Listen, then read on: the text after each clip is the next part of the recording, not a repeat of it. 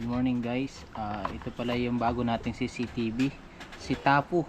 For ano to, purpose nito is for delivery natin. So para may evidence tayo in case na may problem sa delivery.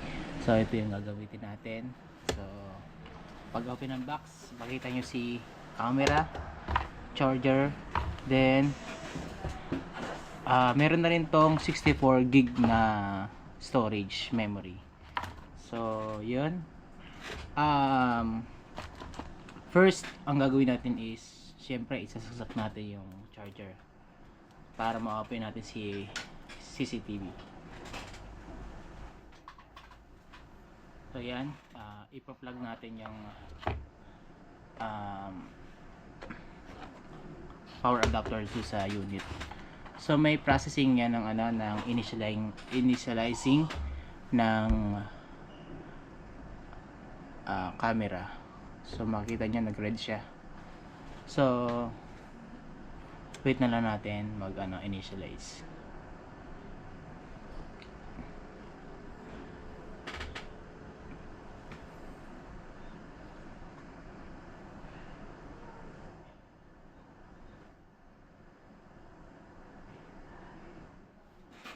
Then while waiting, punta kayo sa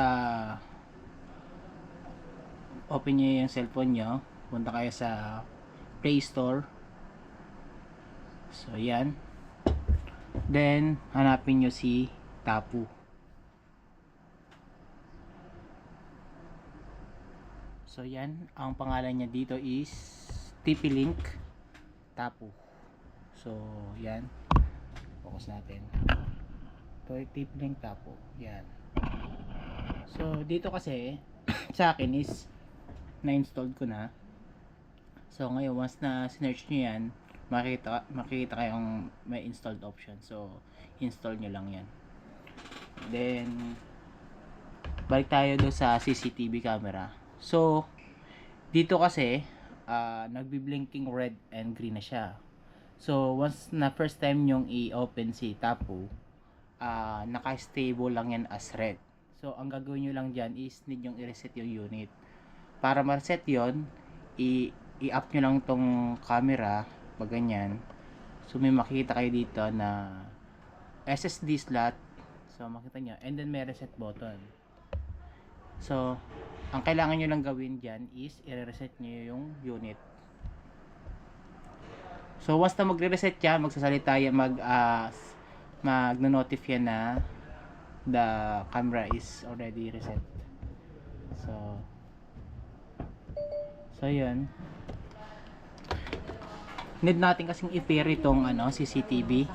Pag once na red and green na siya, pwede na siyang i-pair sa application natin. So yan, open nyo lang yan. So then add device.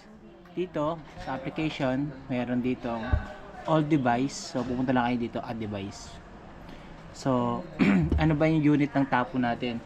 Check nyo lang dito sa box kung ano yung unit ng Tapu, which is dito is Tapu 2C C200C. So yan, search nyo lang dito. So may iba't ibang klaseng Tapu model to. So hanapin nyo lang yung 200C. So indoor camera pipiliin natin kasi pang indoor naman siya. So Tapu C200C. So ito yun. So click nyo lang yan. Then nakalagay dito is plug in the Tapu, wait for 30 seconds and blinking red and green dapat. So makita nyo nagbi-blinking green and red na siya. So pwede na natin siyang i-find sa application natin. So ito yan, enable nyo lang yan. Yes, then next. Ayan, na-detect niya na agad si unit. So connect nyo lang yan. So yan, nagpe-pairing na siya. So successfully. So goods yung pang pair natin. Then X nyo lang to para mapunta sa yan.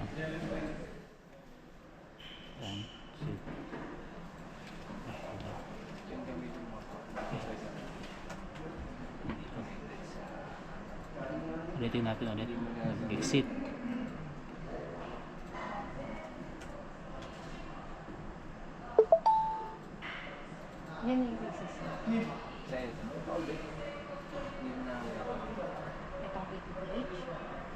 yan, successfully natin na connect yung device.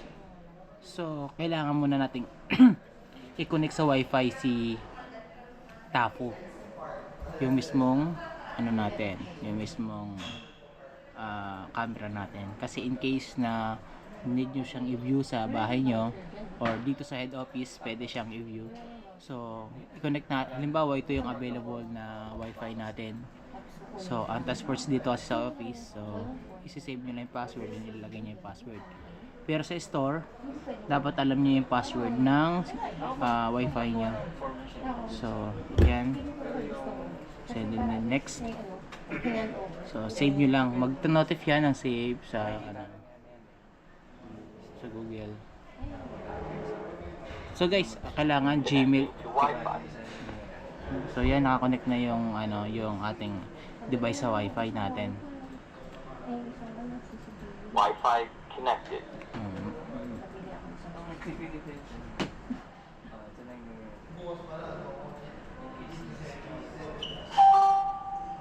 Yan. Once na nag-green siya, ibig sabihin gusto na siya sa wifi. Then pairing pa lang tayo sa device ulit. Wait nyo lang until mag-success. So yan. Once na nag-success, makita nyo na yung next. Then location, kung anong location ba yan. Halimbawa is SM Aura. SM Aura. Counters. So ilalagay pala natin tong CCTV camera sa counter natin. Kung saan tayo nagre-receive. So choose the icon, kahit anong icon naman ang ilagay nyo dyan. So lagyan natin is kahit ano yan, kahit ganito lang camera. So sounds good. Okay, i-dismiss nyo lang to pag mas na yung pag mag-start ng video sa cloud. So i-dismiss nyo lang yan. Got it. So daytime, kailangan nyong i-check yung time. So yan.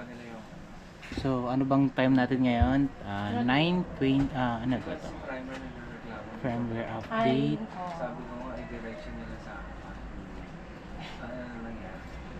Wala. Siyempre wala na silang paramdam pagkatapos na. Pag okay na. Feeling ko. Kasi hindi na nagparamdam. So talaga natin is 9. So 9:11. Done lang natin yan. Cut it lang. Kasi nagre-reklamo sila. So maybe later. SI. Cut it. So makita nyo yan. Na-pair na natin yung device sa cellphone natin. So dito, Send ang report nyo. Yes, report. So kaya next nyo lang yan.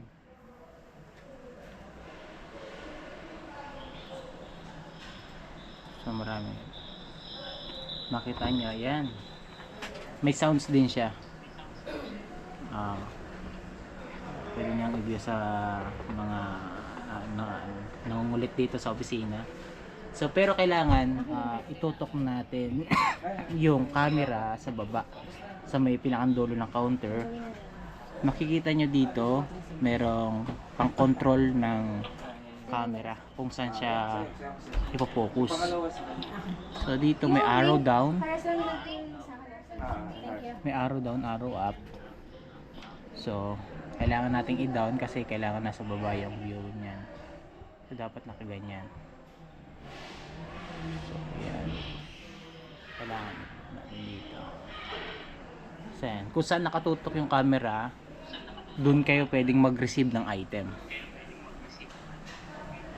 Okay, so dito kasi sa sa settings nitong camera, kailangan tanggalin natin yung motion detection. Kasi once na may nakakita silang motion,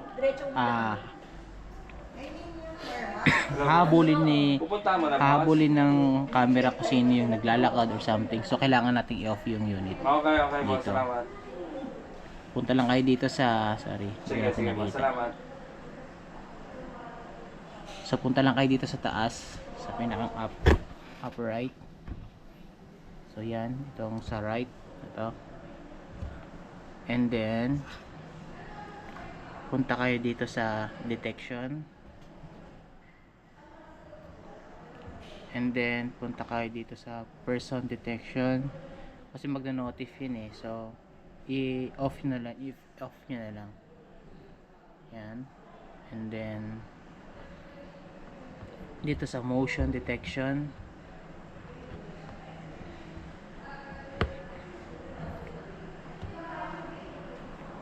yung motion detection pwede natin i-off.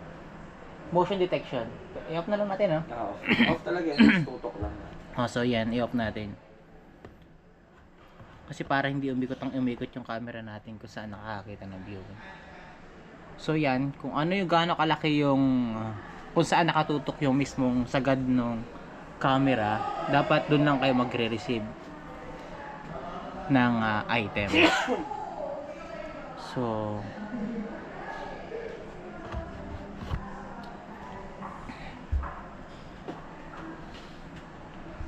pwede nyo laksan yan ng volume.